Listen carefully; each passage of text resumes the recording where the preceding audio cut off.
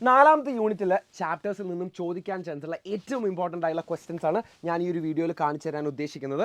നമുക്ക് ഒന്നാമത്തെ ചാപ്റ്ററിൽ നിന്ന് തുടങ്ങാം. Disasters and disaster management in India. Anjana Majumdar എഴുതിയിട്ടുള്ള ഒരു എസ്സേ ആയിരുന്നു നമ്മൾ ഈ ഒരു ചാപ്റ്ററിൽ പഠിച്ചിട്ടുണ്ടായിരുന്നത്. ഈ ഒരു ചാപ്റ്ററിന് ഏറ്റവും പോസിബിൾ ആയിട്ടുള്ള ഒരു ക്വസ്റ്റ്യനും എസ്സേ തന്നെയാണ്. ഒന്നെങ്കിൽ നിങ്ങളോട് ചോദിക്കാൻ പോകുന്നത് ഇതുപോലൊരു ഡിസാസ്റ്റർ സംഭവിക്കുന്ന സമയത്ത്, ഒരു നാച്ചുറൽ ഡിസാസ്റ്റർ സംഭവിക്കുന്ന സമയത്ത് നമുക്കതിൻ്റെ ഇമ്പാക്റ്റ് എങ്ങനെ റെഡ്യൂസ് ചെയ്യാം എന്നുള്ളതൊരു ക്വസ്റ്റ്യനാണ്.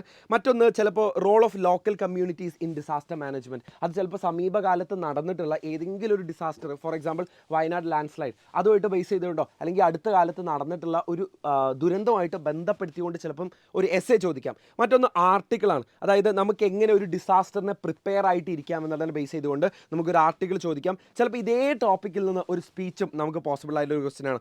ഇനി ലെറ്റർ ടു എഡിറ്റർ ആണ് ഏറ്റവും കൂടുതൽ ഈ ഒരു ചാപ്റ്ററിൽ നിന്ന് ചോദിച്ചിട്ടുള്ള മറ്റൊരു ക്വസ്റ്റ്യൻ എന്ന് പറഞ്ഞാൽ അത് ചിലപ്പം നമ്മളൊരു എന്തെങ്കിലും ഒരു കൺസേൺ അറിയിച്ചുകൊണ്ട് നമ്മളൊരു പത്രത്തിൻ്റെ എഡിറ്റർക്ക് അയക്കുന്നതായിരിക്കും. ഫോർ എക്സാമ്പിൾ ഇത് നോക്കിയേ, regarding the need for better weather forecasting. നമ്മൾ എങ്ങനെയാണ് ഇതിനെ കാലേ കൂട്ടി നമ്മൾ കാലാവസ്ഥയൊക്കെ പ്രവചിക്കുന്നത് കുറച്ചും കൂടെ നന്നാക്കുന്നത്, അല്ലെങ്കിൽ കുറച്ചും കൂടെ കൃത്യമാക്കുന്നത്, ആക്യുറേറ്റ് ആക്കുന്നത് എന്നതിനെ ബേസ് ചെയ്തുകൊണ്ട് ചിലപ്പോൾ എല്ലാ ആളുകൾക്കുള്ള എന്തെങ്കിലും കൺസേൺ, ആവലാതിയൊക്കെ ബേസ് ചെയ്തുകൊണ്ട് നമുക്ക് ചിലപ്പോൾ ഒരു ലെറ്റർ ടു എഡിറ്റർ പ്രതീക്ഷിക്കാം.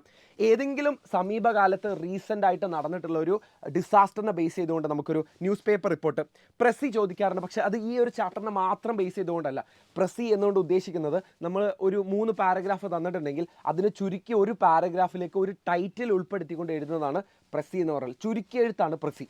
ഇനി സജഷൻസ് മോർ ലൈക്ക് ഒരു ഗ്രാമർ ക്വസ്റ്റ്യൻ തന്നെയാണ്. അത് സജഷൻ അല്ലെങ്കിൽ അഡ്വൈസ് അത് നമ്മൾ സെപ്പറേറ്റ് ഗ്രാമറിൽ പഠിക്കാം.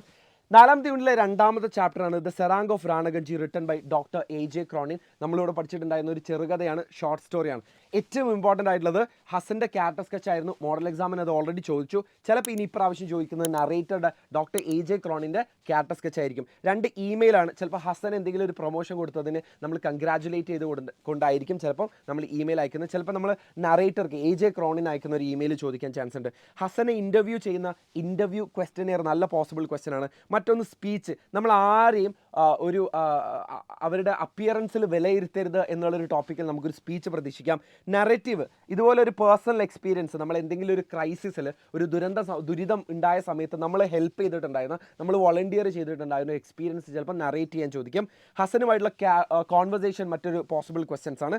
മറ്റൊന്ന് പാരഗ്രാഫാണ്. പാരഗ്രാഫ് എന്ന് പറയുന്ന സമയത്ത് ഇതുപോലൊരു ഡിസാസ്റ്റർ ഉണ്ടാകുന്ന സമയത്ത് എന്തൊക്കെ ക്വാളിറ്റീസ് ആണ് ഒരു വ്യക്തിക്ക് വേണ്ടത്, ഒരു റിക്വയർഡ് ആയിട്ടുള്ള ക്വാളിറ്റീസ് എന്തൊക്കെയാണെന്നുള്ള ബേസ് ചെയ്തുകൊണ്ട് ചിലപ്പോൾ നമുക്കൊരു പാരഗ്രാഫ് റൈറ്റിംഗ് ചോദിക്കാം. ചിലപ്പോൾ ആളുകളെ വിലയിരുത്തരുത്, അവരുടെ അപ്പിയറൻസിൽ വിലയിരുത്തരുത് എന്ന് പറഞ്ഞുകൊണ്ടുള്ള ഒരു പാരഗ്രാഫ് റൈറ്റിംഗ് ചോദിക്കാം. അതും നല്ല സാധ്യതയുള്ളൊരു ക്വസ്റ്റ്യൻ ആണ്.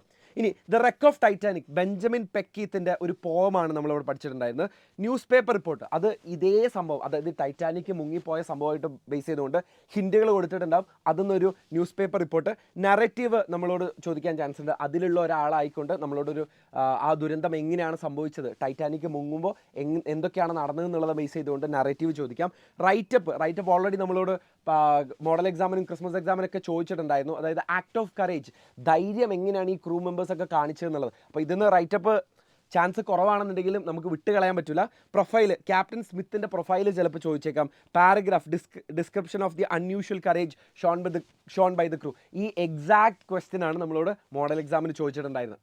ഓക്കെ, ഇനി അടുത്ത വീഡിയോയിൽ നമുക്ക് 6ാമത്തെ യൂണിറ്റിലെ ഏറ്റവും ഇമ്പോർട്ടൻ്റ് ആയിട്ടുള്ള ക്വസ്റ്റ്യൻസ് ഡിസ്കസ് ചെയ്യാം. 4ാമത്തെ യൂണിറ്റിൽ നിന്ന് ഇത്രയും ക്വസ്റ്റ്യൻസ് നിങ്ങൾ നോക്കിയിട്ട് പോകണം എന്നുള്ളത് മാത്രമാണ് എനിക്ക് അവസാന നിമിഷത്തിൽ നിങ്ങളോട് ഓർമ്മപ്പെടുത്താനുള്ളത്.